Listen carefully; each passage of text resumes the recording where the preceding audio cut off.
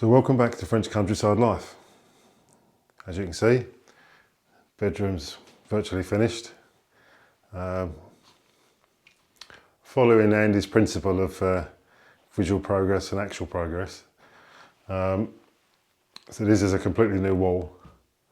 The whole room's been repainted and it looks pretty much the same as when I started. But it's lovely and warm in here. So that's actual progress, I guess. Good. So I didn't post last week. Why didn't you post last week? Good question. I found myself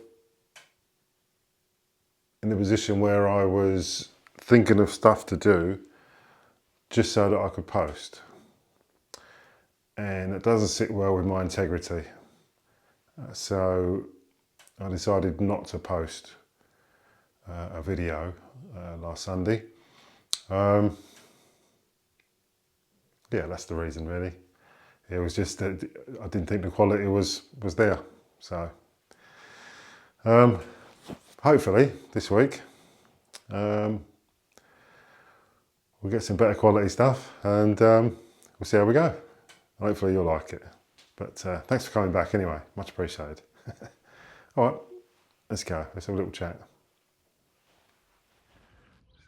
So, I let the chickens out and they're all waiting for first orders, I think.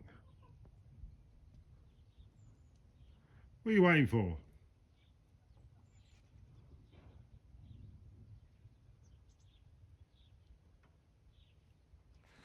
So, here we are out in the garden. I'm going to do the sun's shining. I'm sure we've had 40 days and 40 nights. I should have built an ark really, rather than a Tiki Bar. But there you go. Anyway, yeah, the sun's shining, so I'll get some work done on the Tiki Bar there. I've already completed the cladding on the other side, so I'll just do the cladding on this side, and then hopefully we'll have time to do the front bit underneath the bar. So that'd be good. There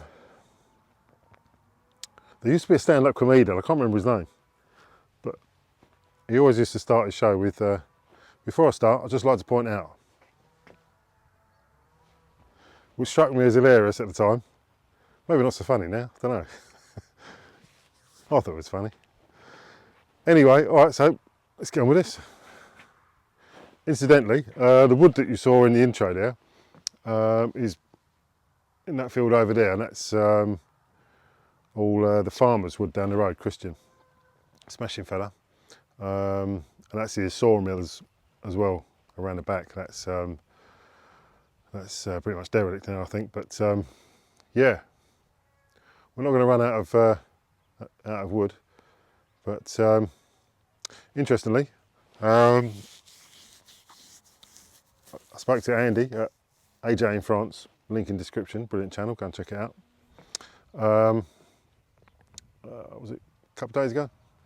And I've ordered all the stuff for the new hot water tank. So in the new year, that's going to be a big project to isolate the existing tank, overhaul the heating system, put a few new radiators in.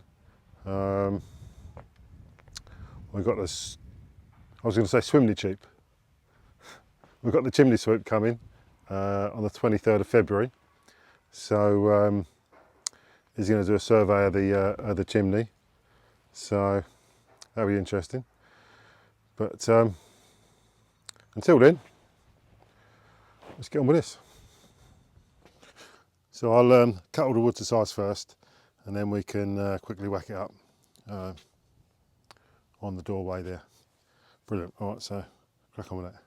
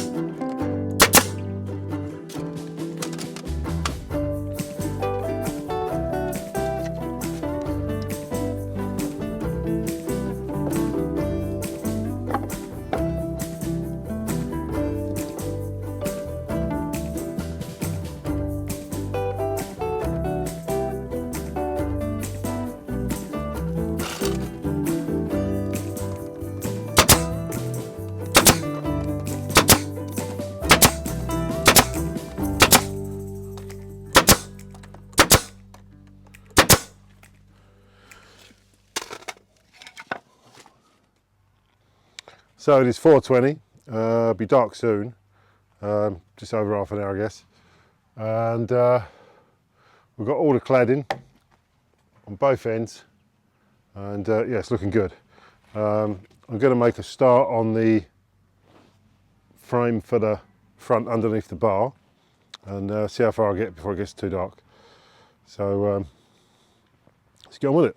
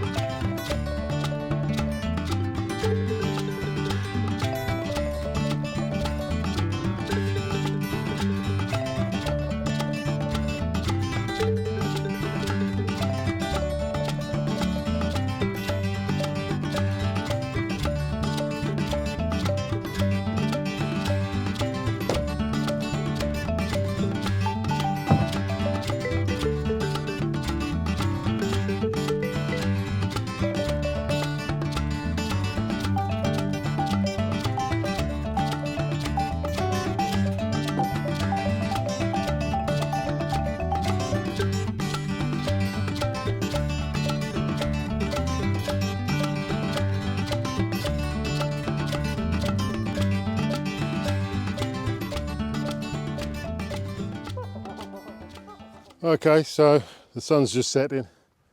Got the front of the bar in, just got to clad this, and next thing is to put in the big solid wooden frame around the top and the sides. So I look forward to doing that, that'll be good. So clean up, tidy up, get indoors, dinner. Let's go.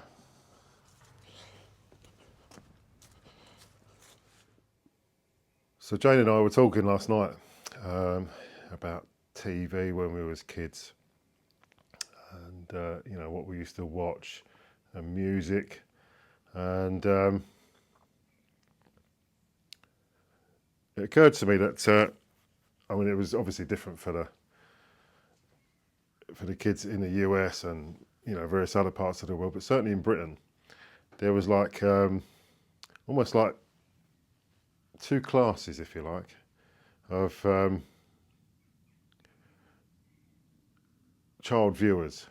So it was like, there was the Blue Peter, which was the BBC, which was wholesome and you know, straight-laced, and then on ITV there was Magpie, which was a bit more edgy, had some pop music in it, and the presenters had long hair, including the men, and yeah. And also it was like that with Saturday morning as well, Saturday morning TV. There was Noel Edmonds with the Saturday morning swap shop, which was, you know, kind of wholesome and stuff. And the other side of that was Tiswas with Chris Tarrant and Sally James. And I had a very young Lenny Henry. Yeah, whapping me great nuts. Brilliant. Yeah, dead funny. So we got to talking about music as well last night, and you know, whether what we used to listen to or be forced to listen to as children, whether that influenced our musical tastes as we grew up. Certainly in Jane's case, it did nothing of the sort. So her father was a big country and western fan, and Jane can't stand country and western now. And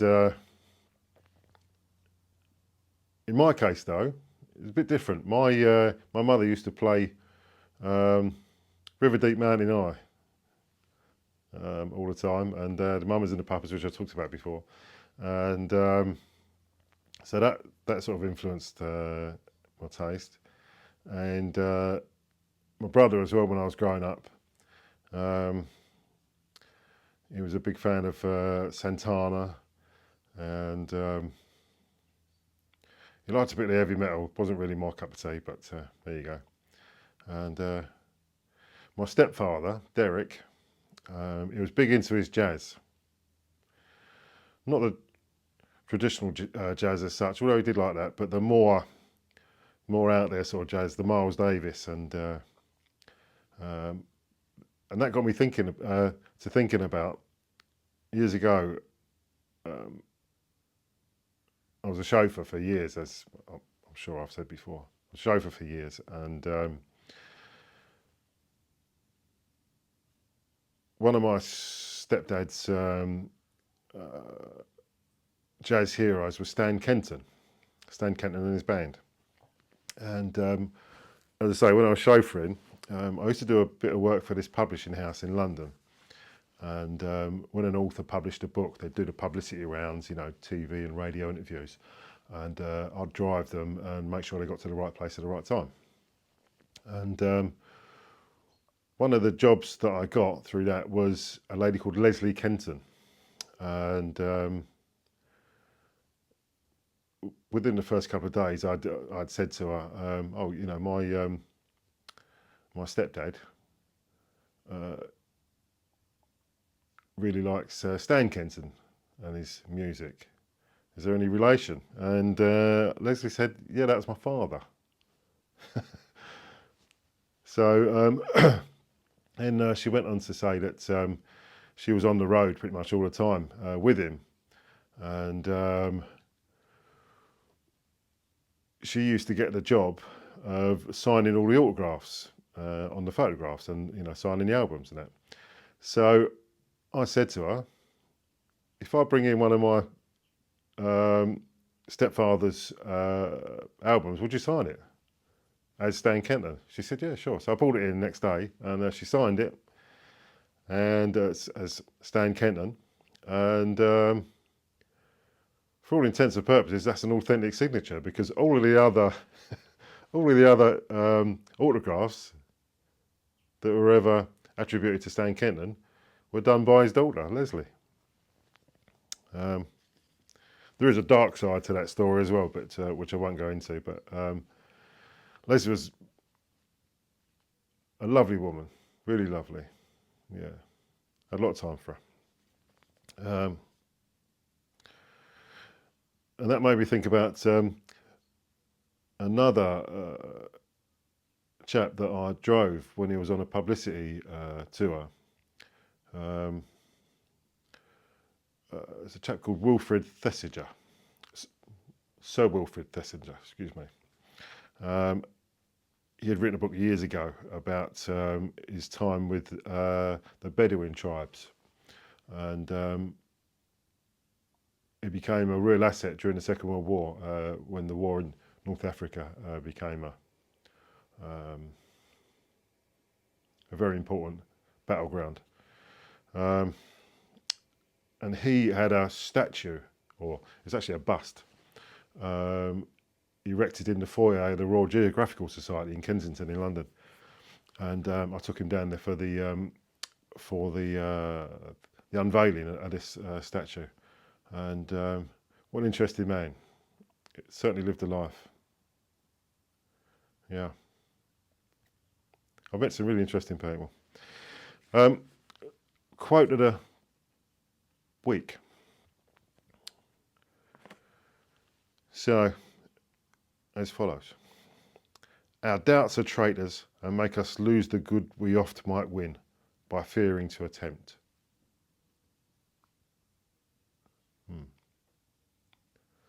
It's by some fella called Bill Shakespeare. Yeah, good though. So thank you so much for watching. Slightly changed the format this week, but hope you enjoyed it. And if you did, give the video a thumbs up. Leave a comment. That's always try and answer, or always do answer all of the comments. And if you'd like to share it on social media, that'd be great. And maybe think about subscribing if you're not subscribed already. And all that leaves to say is, mine, there you go, and I'll see you soon.